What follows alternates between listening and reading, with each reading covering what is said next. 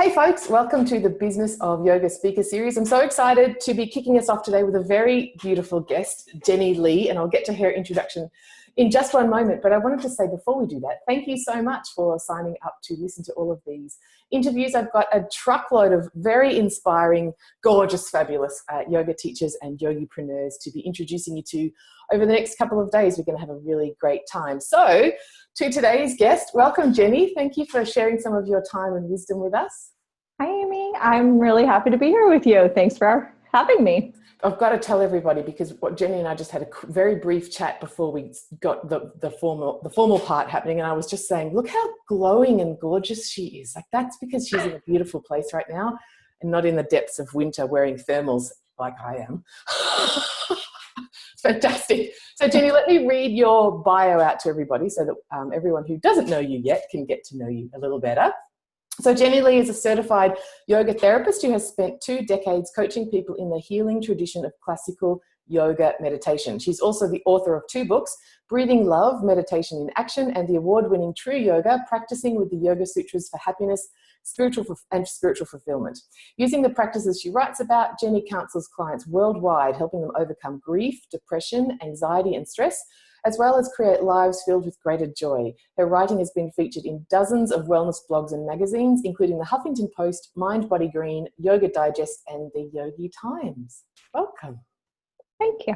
I was wondering if we could start by talking a little bit about this book, which is the one that I have a book club, Jennie, in my community, Abundant Yoga Teacher Book Club, and this is one of on our reading lists. So, yay! In my community, make sure you own this. I picked this up when I was in Hawaii because I was at a yoga studio, and I arrived early, and sort of as one does, just noodling around in the yoga boutique. No intention of buying anything, of course, because I'm spiritual and I don't need material possessions. But anyway, the woman who checked me in was raving about this, and she said I could not leave Hawaii without a copy. And so I bought it. And what struck me was that, people don't speak. She was speaking so highly of you and your work, and particularly about this book and how you're talking about the Yoga Sutras in a really modern, applicable way. And that just motivated me to buy it, because I think, I've got quite a few on my bookshelf of modern, here's how you use the sutras in modern day living, but still, a lot of them written by people that I can't kind of connect with, are still sort of an austere approach, which doesn't make sense to me. So the idea that there was a Western woman who had written a book on how to live with the Yoga Sutras was just really inspiring to me. Could you tell us a little bit about True Yoga, what it's about? What was your motivation in writing it in the first place? Sure.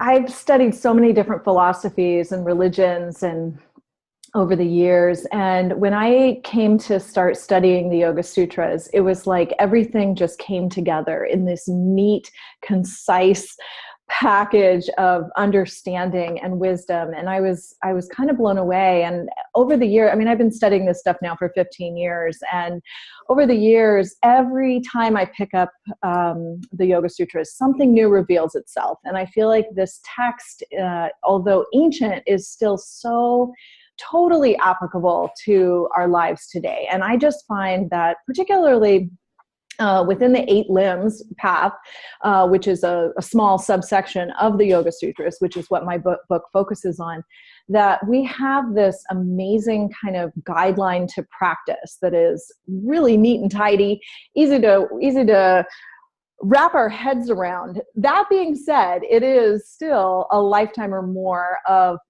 actual practice. And so I go back to this stuff day after day after day, and it's kind of my way of keeping myself on course through life. I love that. And I think I take your point, and it still takes some guidance to draw the connections between, okay, this is something that a snake man wrote some time back versus this is how I kind of have to interact in the world and be a modern person. So I wouldn't want to suggest that it's as easy as you may make out. Like, the book like this is actually really important for us who might read the Yamas and Niyamas, for example, and go, well, what does brahmacharya mean for me actually right now? Right. And so it's that, what does it mean for me? And that was kind of when I owned a yoga studio in the Boston area for 10 years, I was always in conversation with my students about this material and getting into these conversations. You know, what does brahmacharya actually have to do with me? How am I supposed to use this today in my relationship? You know, I'm in a relationship. I'm not celibate. I'm not a monk. So what does this principle have to do with my life? Yeah. And so it was from these conversations that happened over a decade in the studio with students that I got really interested in writing the book and kind of bringing this material down to the nitty-gritty level of this time of incredible stress that we're all living in. I mean, I feel like the world is really taxed right now with anxiety and fear. And so we need something to kind of hold on to ground us. And I find that the 8-limb path is that. Beautiful. I've been saying to folks in my community that because of the way that things are in the world at the moment, actually, it's almost like it's really important that your yoga businesses are really successful. If that means that more people are getting to do yoga, the world needs more yoga right now. Yeah. The world needs more, you know, I always go back to the term, the title of the book, true yoga, because although there's a lot of value to the physical practice, and I think that's often the entry point for many people. In fact, it was my entry point so many years ago. And of course, we need that. We need to move our bodies. We need to release the stress that we're all carrying in our bodies and have those sanctuaries, those yoga studios, which become sanctuaries, really sacred space of safety to let the guard down and really relax and kind of come home to ourselves. But I always want to kind of put that message out there that asana or the physical practice is just the beginning. And there is so much more to the full path of yoga. And so if you haven't experienced, if someone watching has not experienced something other than the physical practice, pick up a book like this one to kind of educate yourself. I'm hoping that we have it on both sides. To educate yourself as to what this practice has to offer you, because it really does meet us in all different stages of our life and at all different crisis points, and has incredible wisdom that has been time tested over the eon, you know, centuries and centuries, thousands of years now. So these truths, this is kind of fundamental truth that we're talking about. It's not the psychobabble of a particular moment in time. You know, this is time tested over generations and generations. I love that. Something that you said on your website was about, this is what makes you check out is the egocentricity of the yoga world today and the commercialization of the ancient science of liberation and oneness, which I just love. I mean, that's a powerful phrase, you know, way to have an opinion. I agree with you.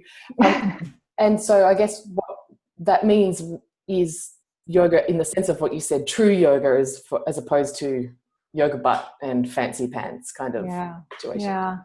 I mean, there's so much of that. It's unfortunately a product of the Western world, I think, gets a hold of something that has a certain amount of popularity in the mass consciousness and then kind of uses it for commercial purposes. And so there is a huge element of what I call the yoga world today that is not true yoga. It's just very focused on the externals and the yoga butt and the pants and how great I look at the festival and, you know, who I'm rubbing elbows with and the celebrities of yoga.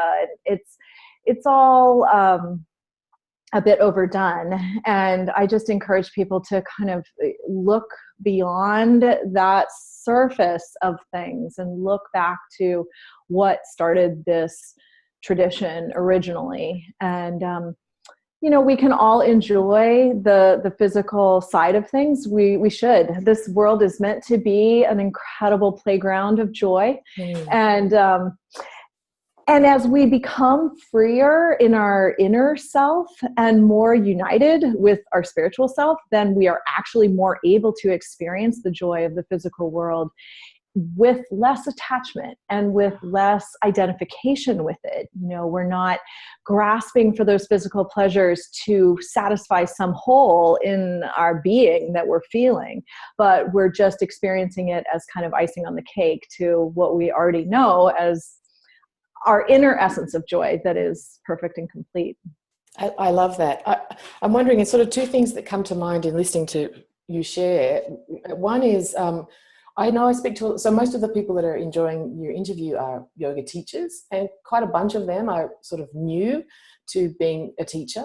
And so I know I speak to a lot of people who say, I want to share more of yoga beyond asana with my students, but I don't know how, or I teach at a studio and they have certain regulations about what's okay and what's not okay. Would you have anything to share, Jennie, for people who have a craving or a sense that they desire to bring in more depth, I guess, to their classes, but they're not sure how to start? They don't want to overwhelm people or frighten people away. What are some entry points for people? Yeah, that's a really, really great question. And it's super important for each person to kind of answer that for themselves as you step into your teaching path. So two things. One is that as your personal practice develops, you can't help but teach from the deep well that you hold within you. So it's not what really gets to me when I go to yoga classes is when I hear a teacher kind of spouting philosophy that clearly has not been digested. She or he has read it, but doesn't really embody it. And you can tell the difference as a student when someone is just kind of giving the rhetoric that they've heard in their training.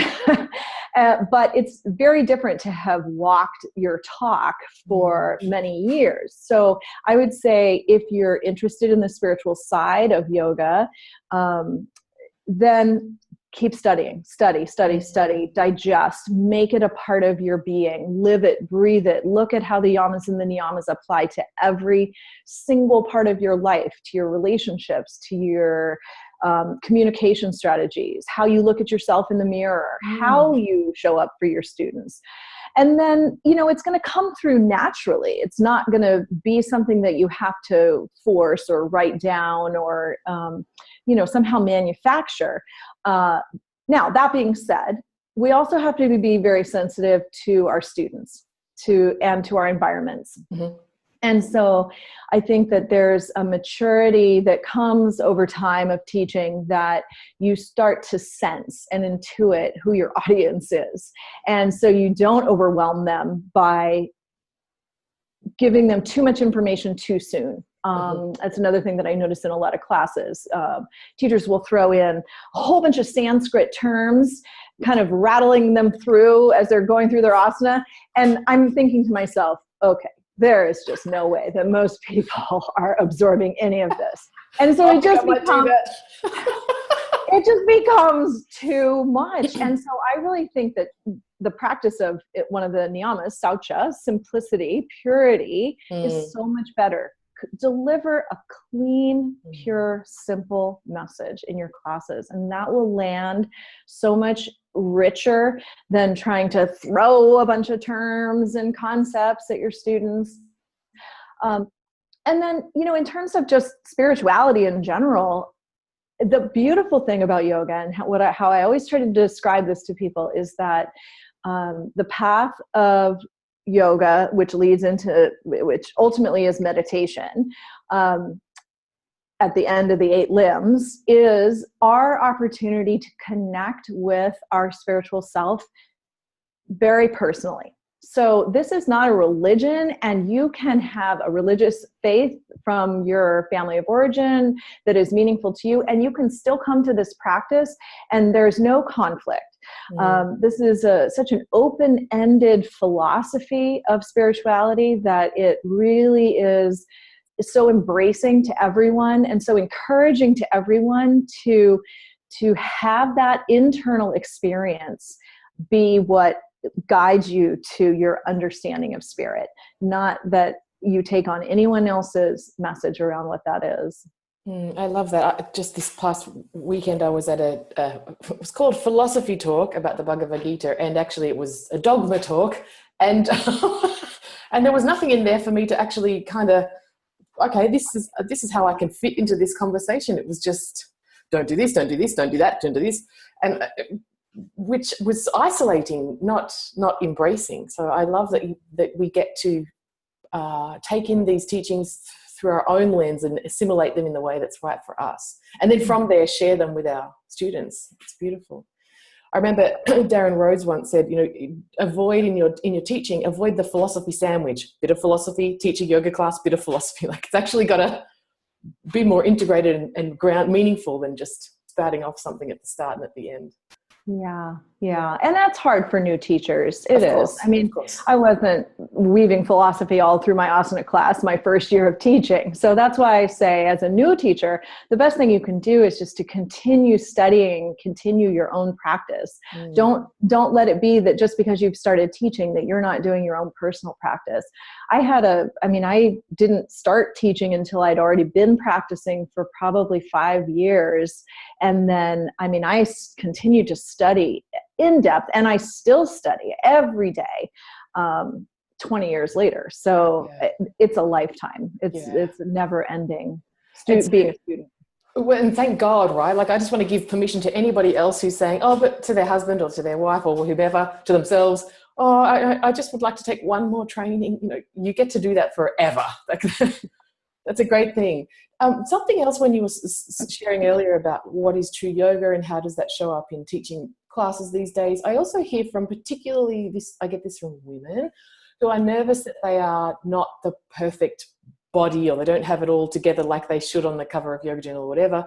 And so they're hesitant about promoting their classes or teaching at a festival or doing these sorts of things because they don't look like what they think the perfect yoga teacher should be or present. This is so heartbreaking, this stuff. Well, I want to say to every single person who might feel that way that you are the perfect yoga teacher, that the yoga world needs examples of every body shape, every body size, every age, every ethnicity that we can possibly get. We are oversaturated with the 20-something, size 0, foot over her head in the perfect dancer pose. That's all lovely. And if that is you, by all means, continue sharing what you have to share. Yeah. But if you're not that, don't hesitate for a moment. Yoga Journal, really, it's about time that they put something other than the perfect body on their cover. There are times, but thank you for making that point. I think it's really important. And I also think that when you just show up as you, the right people can connect and say, she's my girl or he's my guy. And of course I want to practice with that person because I can see a connection there. Yeah. Right. It's all about authenticity. That's the second yama, satya, the practice of integrity, truthfulness, being our true self in every circumstance. And that is particularly important as we step onto the mat as a teacher, because we can't possibly teach something that we aren't. So we have to embody and share our truth.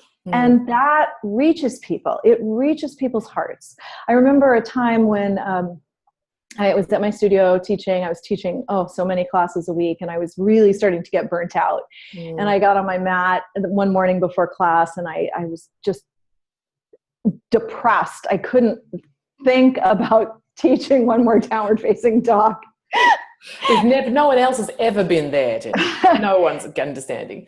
So people came in and they're expecting their vinyasa flow class and my happy smiley face, and I started crying. And I just said, look, I can't give you what you're expecting this morning. So we're going to do something different. Wow. And I just taught from my heart. And, everybody who came in expecting that great hardcore vinyasa flow class was fine. And they loved whatever it was I shared that day, which I don't even remember. But I remember just sharing from my heart and taking that risk. And not to say that, I want to qualify this and say, not that you should make your mat your therapy place and put your students into that position of like consoling you. We definitely have to check our stuff at the door, but there's also a moment to be real. And in that context, the student, it was my studio, and I had a community of people who knew me well, and so it was a safe place in which for me to kind of move into that risk of vulnerability in that moment. But it also speaks to the culture that you must have created, that your students trusted you in that way to take a different turn for that class. Yeah, I was very blessed. I still am. I have the most amazing students. And so I don't know if any of my students will be watching this. Hopefully they will be, but every day I am so grateful. And they are what makes me continue to do what I do. Because, at a certain point, you've been teaching a long time. I don't need to be out there teaching.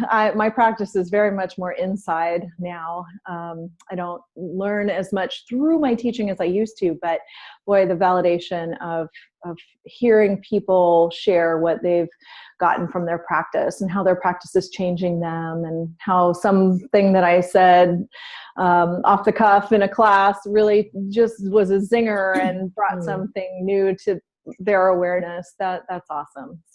So awesome. And can I suggest that the fact that I think when we feel that way about our students, I actually think that directly correlates to the level of authenticity we are bringing to our teaching, because people probably your students, I imagine, would feel that same kind of power about you, that it's, if you show up and teach from the heart, share what's true for you, then that resonance is very strong, and it's a beautiful mutual sort of, love fest. It's good.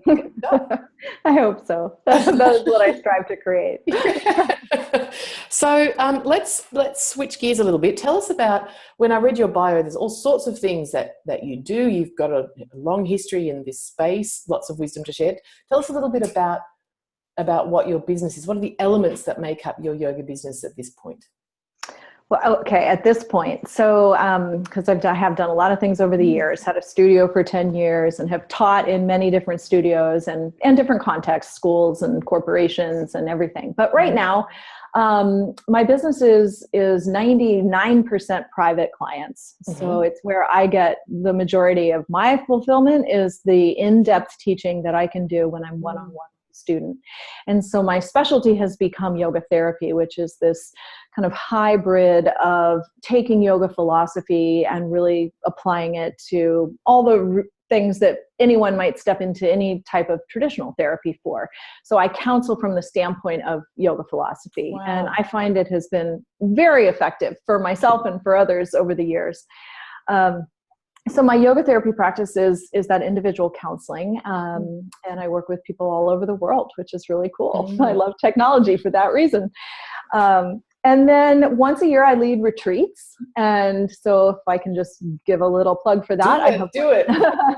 Coming up next April in Bimini, the Bahamas. And it's a beautiful one to celebrate my new book, which is coming out in January, called Breathing Love, Meditation in Action. And so to celebrate that book, we're going to be doing a retreat with the dolphins. And I've got to read this out to people. They can click the button to go and read more about it and find it. But I love this. The URL for Jennie's retreat, the extension is Breathing Love Retreat, Dolphins, Yoga, Meditation, More. Like, hello, you had me at the URL. Sounds amazing. I know, right? It's like, it just keeps getting better and better. Yoga, meditation, dolphins. Oh my gosh. And you're not talking about like the forearm version, I'm guessing. There's only so many of those I want to do on a retreat. Yeah, no. We'll do a few of those. No, we are going to get in the water with the wild dolphins. Wow. This is not like a tank. This is out in the open ocean with the wild ones. And we are going to swim and do conscious breathing and underwater meditation. And I'm so excited. Dolphins are just amazing creatures and so peaceful that I feel like it's the perfect context to kind of bring forward the message of the new book. So.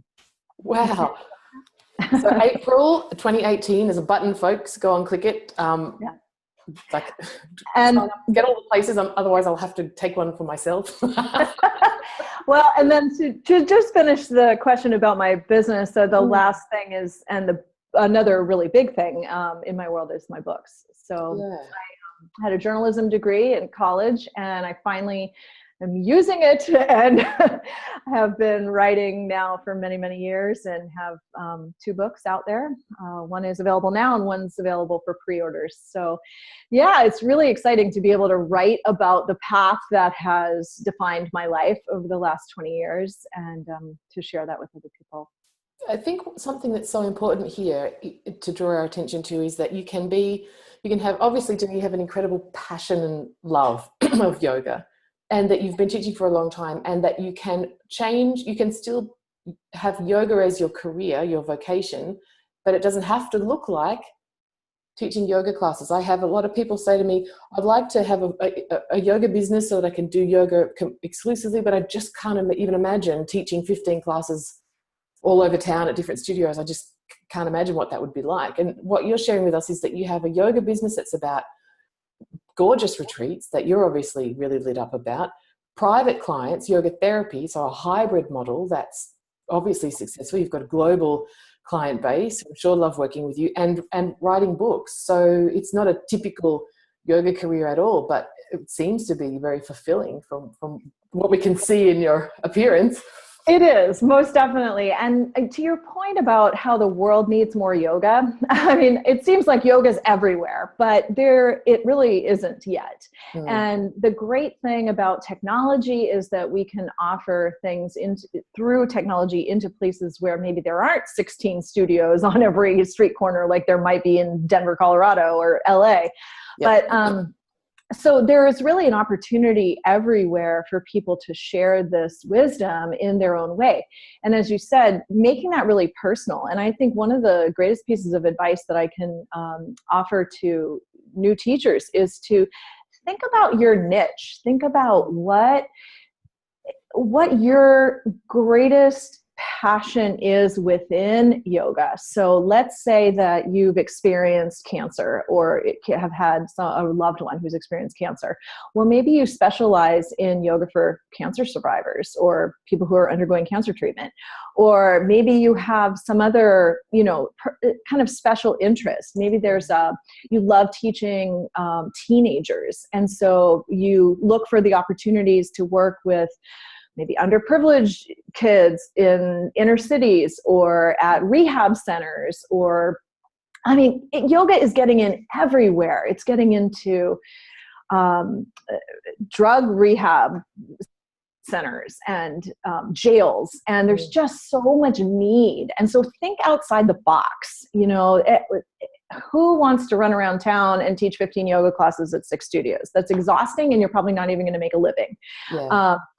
Be selective. Choose the studios that are most aligned with your values, that let you teach in the way that really lights you up, and be there and commit yourself there if you can. Try to get as many classes as you can at those studios, and then you're going to grow. You're going to grow your practice, but then look for the kind of different opportunities that are out there, or create them in your community, because boy, they are everywhere now.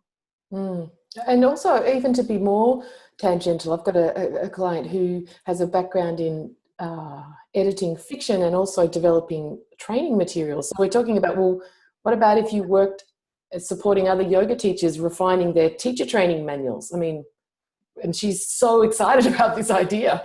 So what a way to blend who you might have been before, pre-yoga, with yoga, and do something that's really satisfying. I think that's a great point.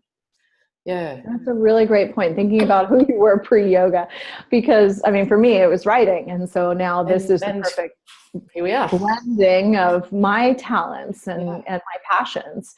And I talk to people a lot about, understanding what their dharma is. And that word is used a lot. Some people don't really understand what it means, but to me, it's the combination of when our passion meets our service in the world. And so it's the thing that lights us up, but that when we're sharing it, we are also serving someone else. And that is awesome. And so everyone has that. And if you don't know what yours is yet, spend some time journaling, spend some time in prayer and meditation, asking to really know what your dharma is, because that's where you're going to be most successful and happiest. Yeah, and probably the most influential. Yes. Yeah, I love that. I also know that if I had someone told me that message a few years ago, I would have freaked out, because I just don't know. So I think it also gets to be an unfolding, and you get to meander, that Dharma can change over time. Absolutely. Absolutely. You don't have to have like a brilliant light bulb go off over your head like, oh, this is what I'm meant to Shakti do. part, I got it. That's fine. I mean, hey, great if that happens. But yeah, it's definitely an unfolding. But, it's funny. I've been this weekend going through a bunch of old journals. And it's amazing to me that 20 years ago, I was writing about the stuff that I'm doing now. Wow. Right. In terms of the intention, what my real passion and purpose felt like it was, what I wanted to teach, even though I hadn't even started teaching yet, I was writing about, this is what I want to be doing in the world.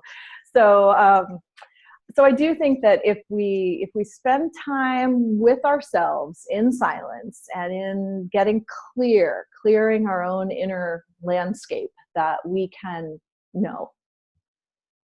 And then it's an unfolding of how it's going to manifest. Love it. I'm wondering, for people that might be interested in having things published, trying their hand at writing a yoga article or something, would you have any pointers for people about that? Yeah, sure. There's so much opportunity out there for that. There are so many yoga websites these days, and all of them want content, and all of them want free content. So there's lots of opportunity to get your work published. So just do some research on yoga websites that accept unsolicited articles. Many of them, you just have to set up a profile and then you can submit stuff and they'll publish it because they're really hungry for content. Okay, but cool. In terms of the actual writing, I would think about, again, writing to what you know best and what you feel strongest about. Don't write what you think somebody else wants to hear. That won't get you anywhere. Write what is from your deepest heart or from your experience. And I think there's a lot of interest in kind of people's yoga path and how it has changed them. And so maybe you share a personal story about how you've unfolded different things in your life or discovered new things about yourself through your practice. And that's always a lovely thing to share. I had a suspicion that I would want to talk to you for hours, and it seems to be accurate at this point. But I know we're coming close to time. So if we could, you mentioned that you had a studio in Boston, I think you said, for 10 years. Tell us a little about that journey. What's it like to be a yoga studio owner?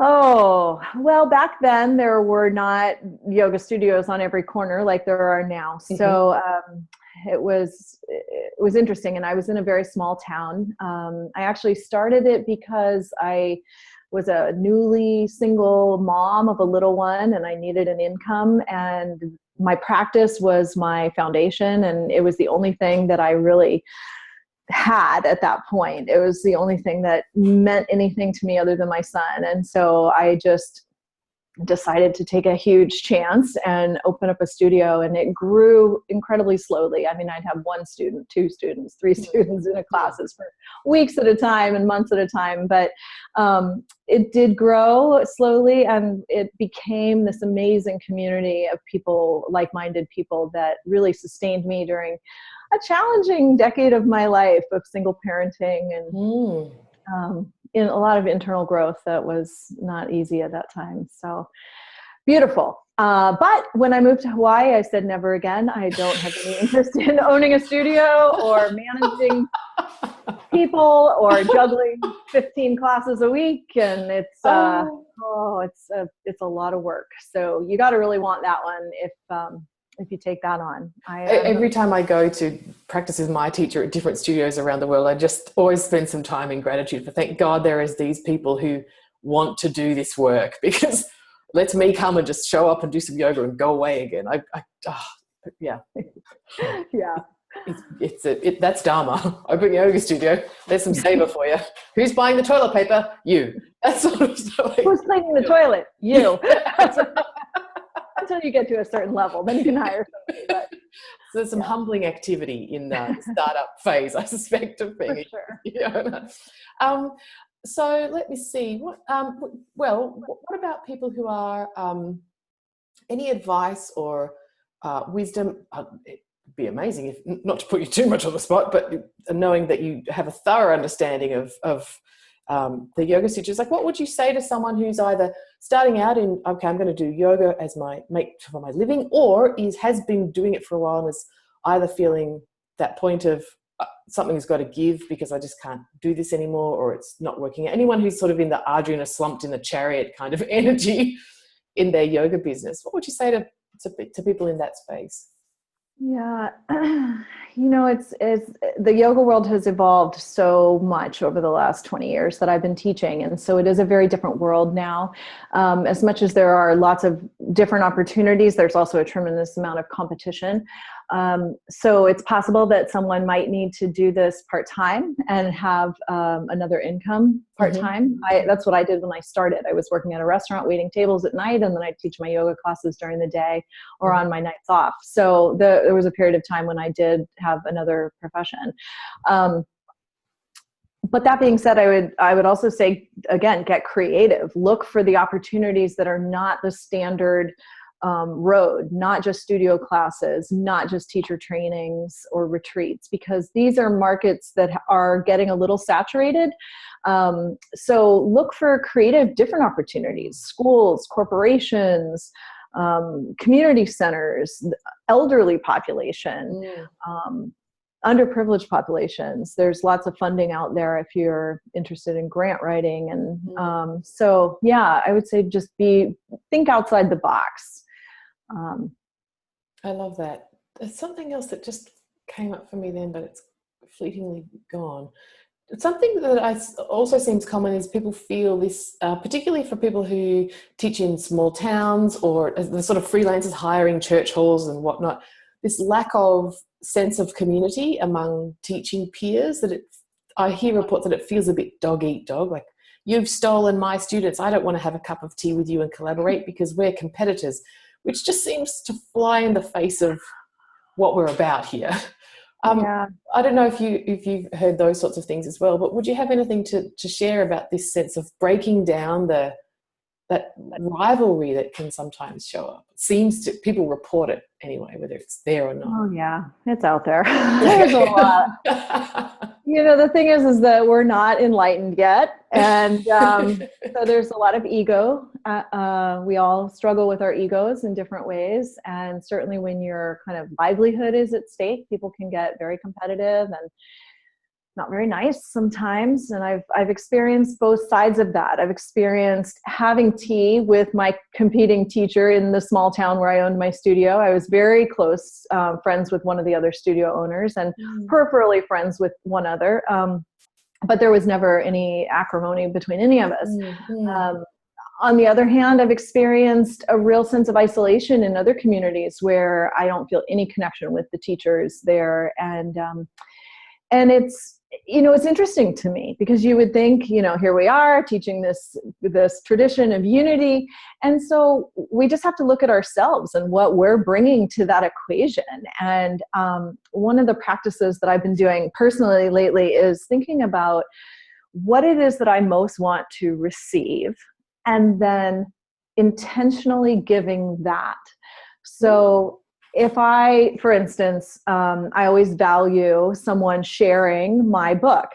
And so I've been making a list of authors whose books I really value, and I'm about to start a social media share campaign, kind of offering a little blurb about their work and how it's been meaningful to me. And so just thinking about, again, all we can do is change ourselves.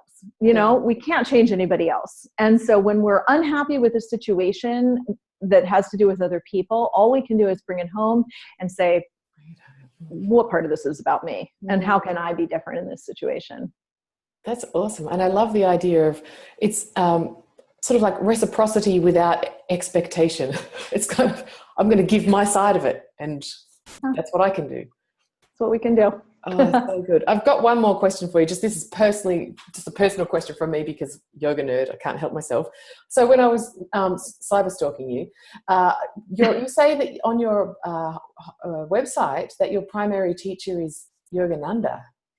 Yes. Can you? Paramahansa Yogananda. Yes. Could you share a little about that? Oh, absolutely. You want to see me light up. You know, having studied with so many wonderful yoga teachers, there's a time when my heart really ached for a master.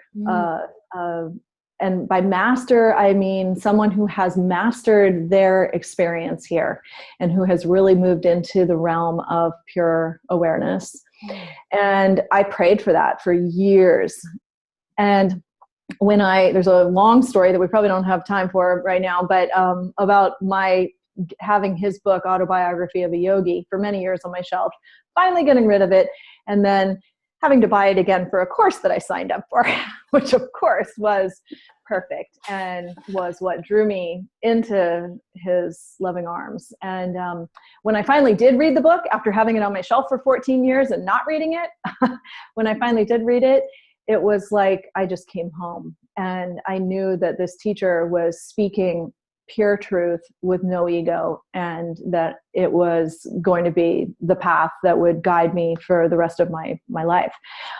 So I practice his meditation techniques of Kriya Yoga, which are available to anyone. You just have to contact the Self-Realization Fellowship, and they have lessons that they mail out. It's very inexpensive. I love that they still mail out their lessons. I know. It's so nice to have them. To get the mail.